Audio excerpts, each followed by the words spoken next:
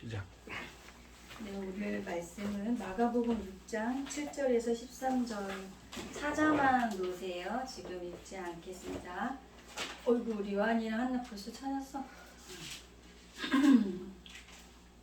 멋지네.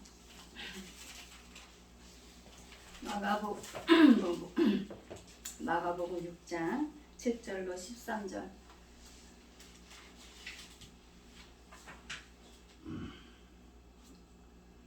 찾으셨어요? 네? 네, 대답을. 자, 지금 저 보세요. 우리 앞뒤 전후 좌우 계신 분들과 인사 나누겠습니다. 잘 오셨습니다. 반갑습니다. 잘하셨습니다. 잘 왔어요. 요한이 한나 잘 왔어? 하셨어요? 목사님이 막 힘이 나네. 자, 여러분 여행 좋아하세요? 네. 네. 저의 최초의 여행이자 아직까지는 마지막인 해외 여행은 대학원을 졸업하고 갔던 그 이스라엘 성지 순례입니다. 오늘 다녀와서 대출금을 갚느라고 힘이 들긴 했지만 지금 생각해도 참 그때 잘 다녀왔다. 코로나도 안 터지고 그런 생각이 듭니다.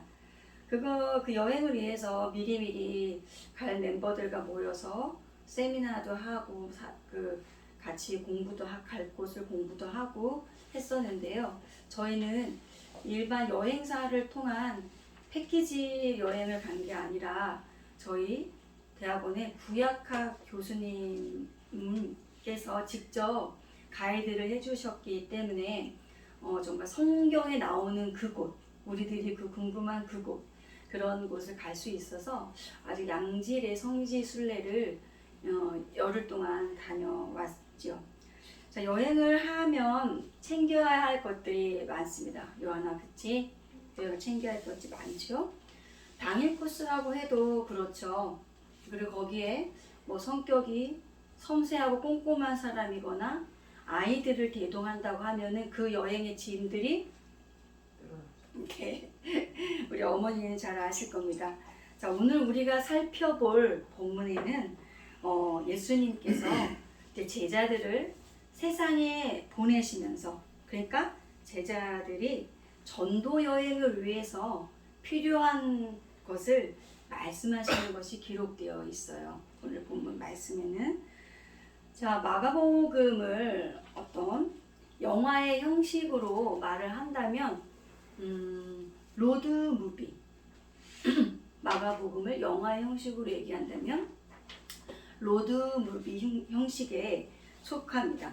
말 그대로 어떤 목적지를 향해서 가는 그 여정 가운데 일어나는 에피소드들을 극적인 요소, 영화적인 요소들을 넣어서 이제 하는 거죠.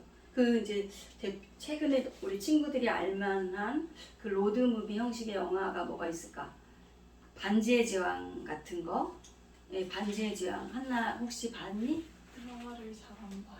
아, 그래. 그렇구나. 그럴 수도 있죠. 하여튼 그런 영화, 뭐 우리 올드 팀들이, 우리 목사님과 장로님이 아실 만한 거에는 고래 사냥인가? 혹시 아세요, 목사님?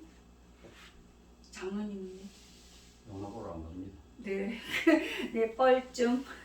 네, 고래 사냥 같은 영화가 안성기랑 박중훈이가 나와가지고 고래 잡으러 간다고 하면서 그 과정에서 있었던 일들, 그런 로드무비에 속하죠.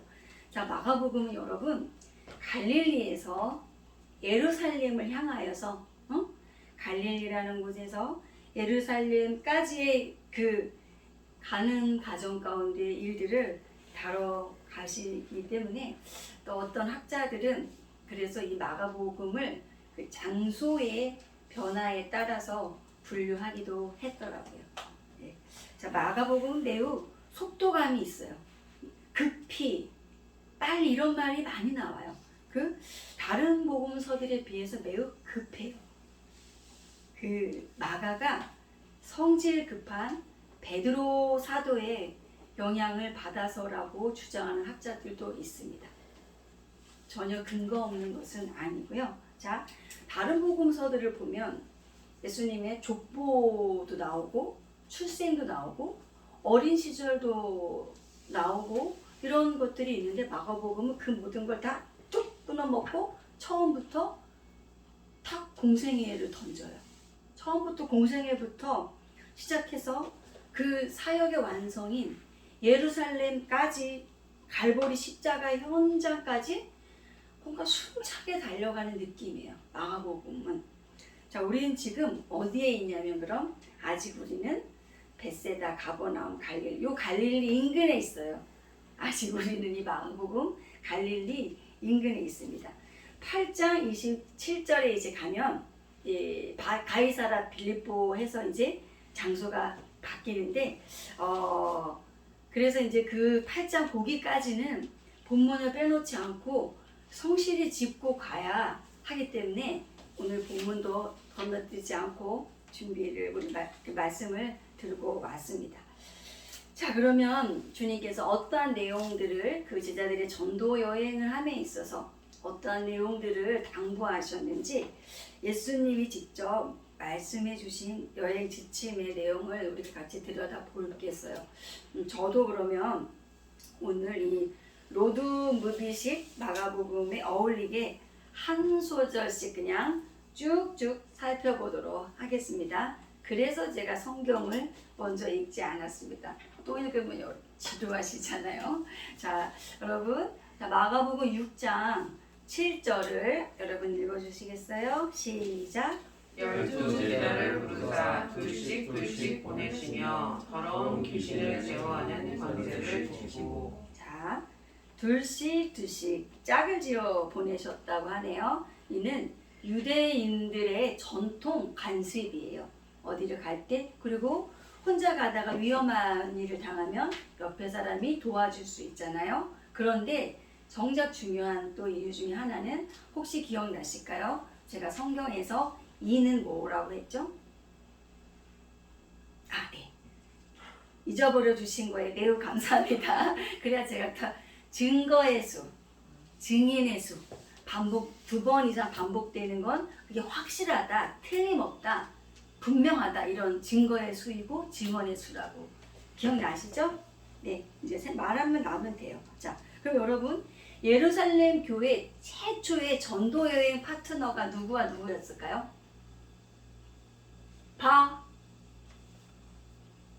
제가 말할게요. 그냥 바나바와 바울.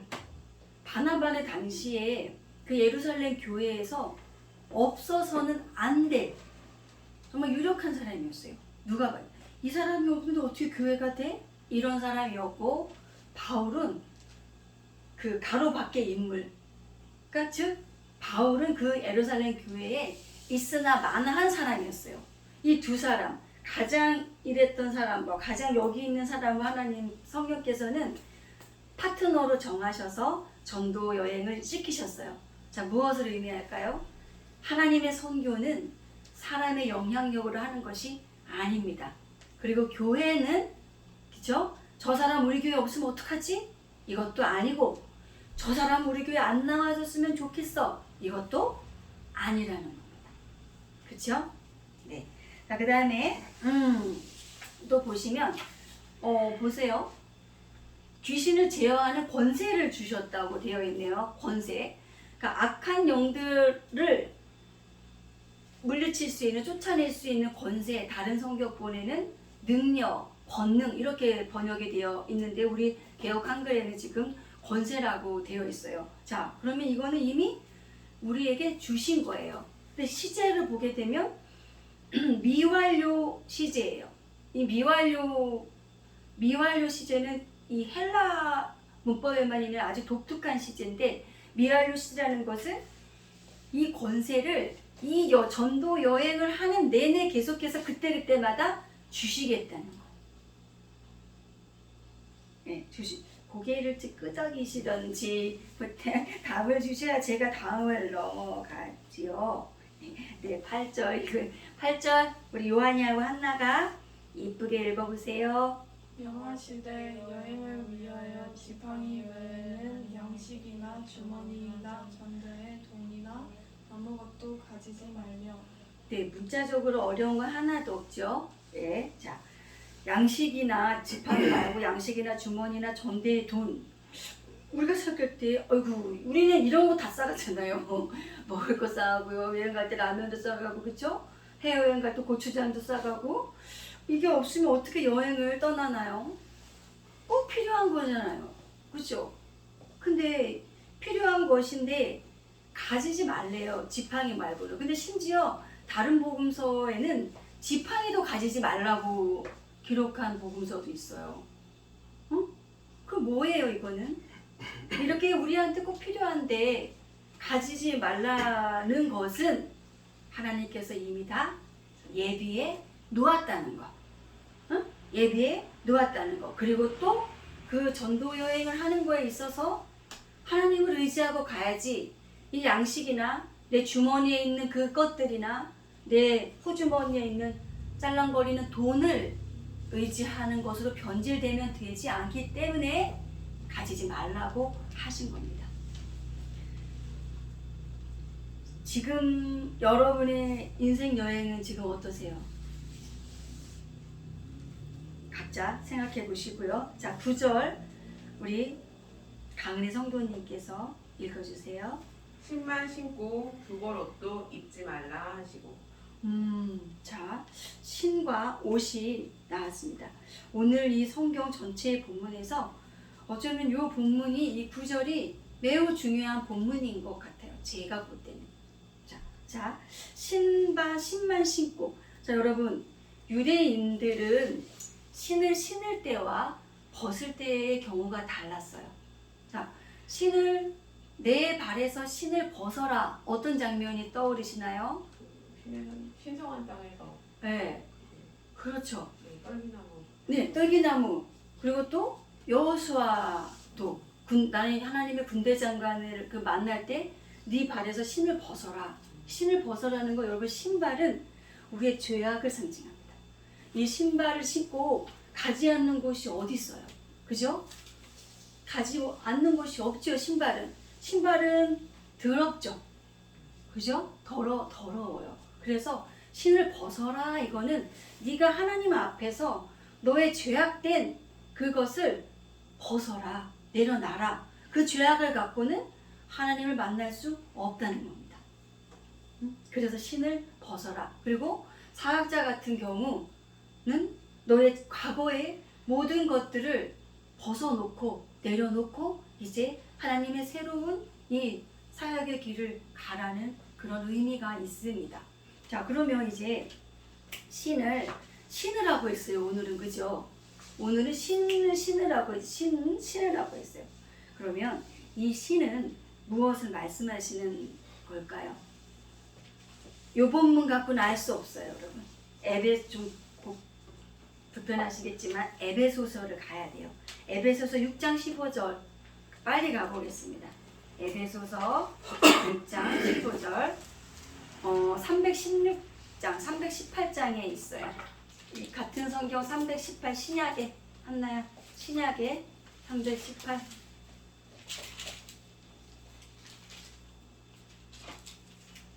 이 신을 신으라고 했는데 찾았어요, 했나? 에베소서. 빌립보서 바로 위에 15절. 보이지? 15절. 오케이. 요한이도 도와줘. 자, 여러분 찾으셨죠? 요한이가 찾을 때까지 우리 좀 기다려 주겠습니다. 귀한 요한이. 자, 에베소서 6장 15절. 여러분의 눈을 시선은 성경에 고정하시고 장로님께서 읽어주세요. 평안의 복음이 예배한 것으로 신을 신고. 네, 여기 신을 신었죠.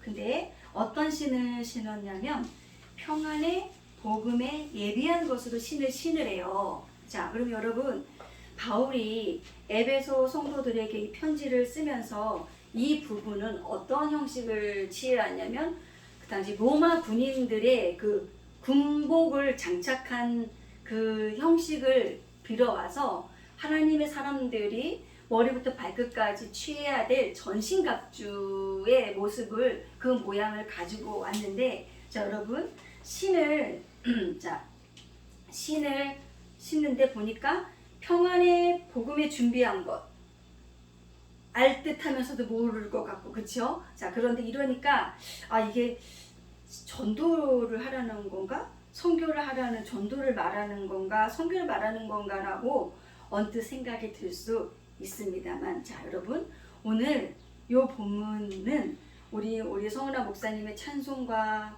속에도 있었고 장로님의 기도 속에도 있었어요. 요한복음 14장에 보시면 평안을 너희에게 주는데 내가 주는 평안은 세상이 주는 것과 같지 않은 평안을 너에게 준다 라고 요한복음 14장에 그 장면이 안 찾아도 돼요. 안 찾아도 돼 있어요. 그리고 나서 주님이 그러니까 세상이 주는 평화와 다르다. 그러니까 아까 처음에 그 한 주머니, 양식, 돈 이것이 주는 평안이 아니라는 거예요. 주님이 주시는 평안은 자 그러면 하나님이 예수님께서 그 내가 주는 평안은 세상이 주는 것과 달라 하시고 나서 주님이 그 일들을 마치시고 그 관련된 일들을 마치시고 어디를 가시냐면 십자가를 지러 가십니다. 그 평안을 말씀하시고 나서 자 그러니까 이 평안은 주님께서 십자가를 지심으로 인해서 다른 이에게 주어지는 생명과 부요의 평안입니다. 나를 헌신함으로 인해서 타인을 살릴 때 그때 내게 오는 평안 그게 주님이 주시는 평안이고 세상이 우리에게 줄 수 없는 평안입니다. 세상이 어떻게 이것을 이해하겠어요? 그죠? 이해할 수 없죠. 우리를 뭐라 그럴까요? 또라이. 그죠? 개또라이라고 하겠죠. 견또라이. 저게 무슨 평안이야? 아니 저거 뭐지? 호구. 세상의 호구. 응?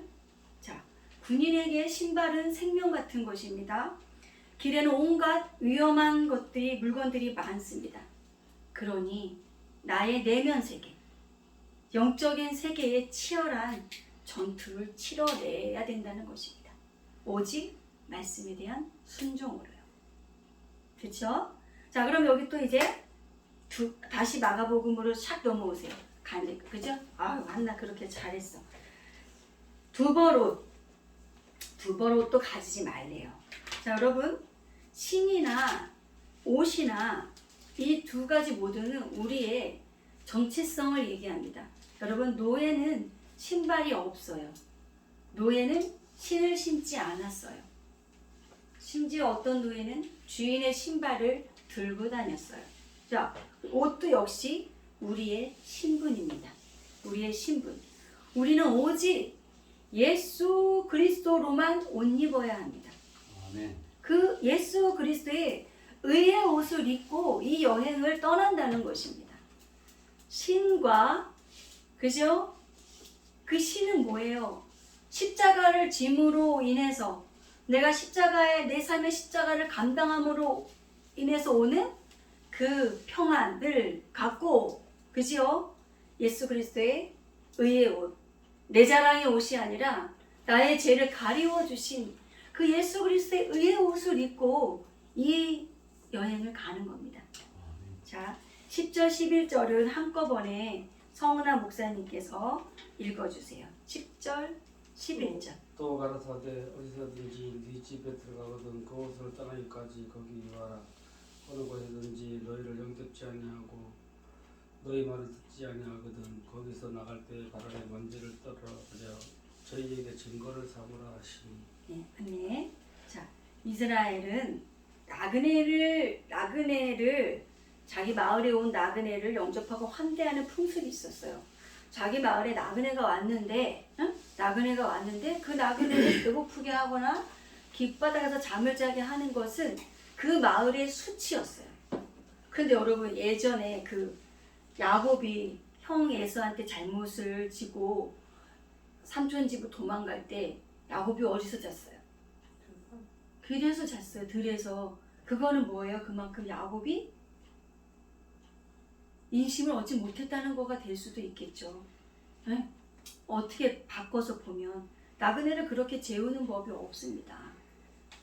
자, 그런데 그럼 밖에서 여기 먼지를 털라고 했잖아요. 그 영접하지 아니하는 그 사람들에 대해서 자, 이것은 어떻게 보냐면 자, 우리 요한이가 밖에 나가서 막 모래도 뒹굴고 지싱가도 타고 자전거 타고 놀다가 왔어.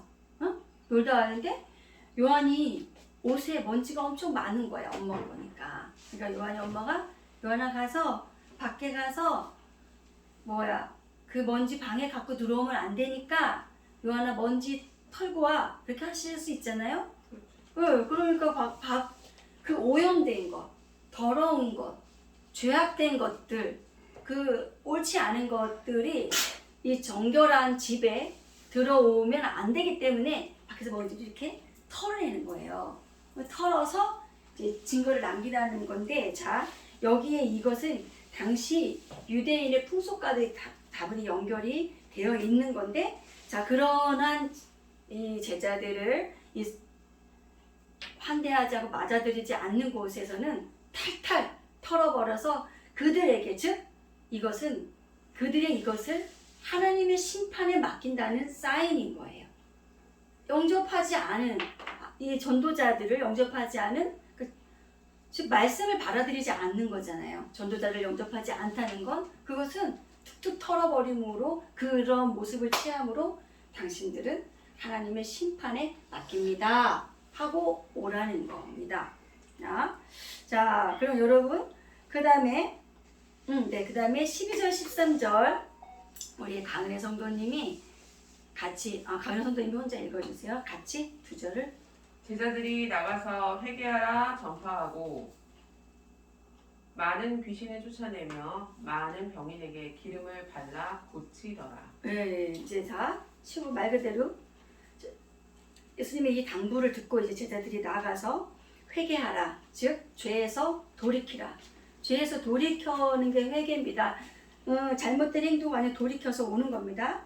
그리고 제자들 역시 주님처럼 귀신, 그때 악한 영에 사로잡힌 사람들이 많았다 그랬잖아요. 그 사회 환경상 그들에게 손을 얹어도 귀신들이 나가고, 또 아픈 사람들에게 기름을 발라서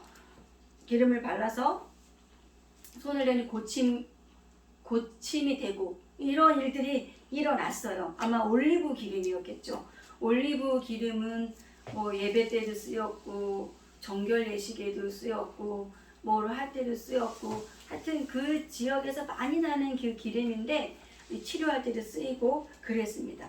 자, 그러면은 우리 귀여운 꼬마 손님들 요한이 한나, 그러면은 이 제자들이 아픈 환자를 기름을 발라 고쳤다고 했는데, 그럼 그 기름이 이 환자를 낫게 하는 걸까? 그럼 요한이 생각, 한나 생각은? 기름으로 응. 예수님의 힘이 전해져서. 그래요. 그래. 네. 기름을 바르는 형식을 취했지만 사실은 아까 여러분 7절 다시 읽어보세요. 시작. 12 제자를 부르사 둘씩 보내시며 더러운 귀신을 제어하는 권세를 주시고. 자, 처음에 7절에서 뭘 주셨어요? 우리에게 그러한 권세를 주셨죠. 맞아요. 그 주님의 권능으로 고치셨어요. 자, 그런데 똑같이 했어요. 귀신도 쫓아내고 고쳐주고. 자, 여러분, 그래 몇 장 넘겨서 6장에서는 그렇게 제자들도 했습니다. 근데 몇 장 넘겨서 9장 28절을 가보시겠어요? 마가복음 9장 28절.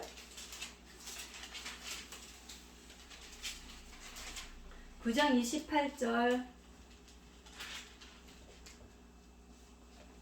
서은아 목사님께서 읽어주세요. 28절요? 네. 집에 들어가시며 저희들이 종용이 묻자오되 우리는 어찌하여 능히 이 귀신을 쫓아내지 못하였나이까. 자, 이게 어떤 상황이냐면은 9장 앞에 내용들이 귀신 들린 아이를 부모가 예수님의 제자들에게 데리고 왔어요. 근데 제자들이 그 귀신 들린 아이를 깨끗이 못 해준 거야. 그러고 막 헤매고 막 땀을 뻘뻘 뭐 흘리고 있는 중에 예수님이 오셔서 그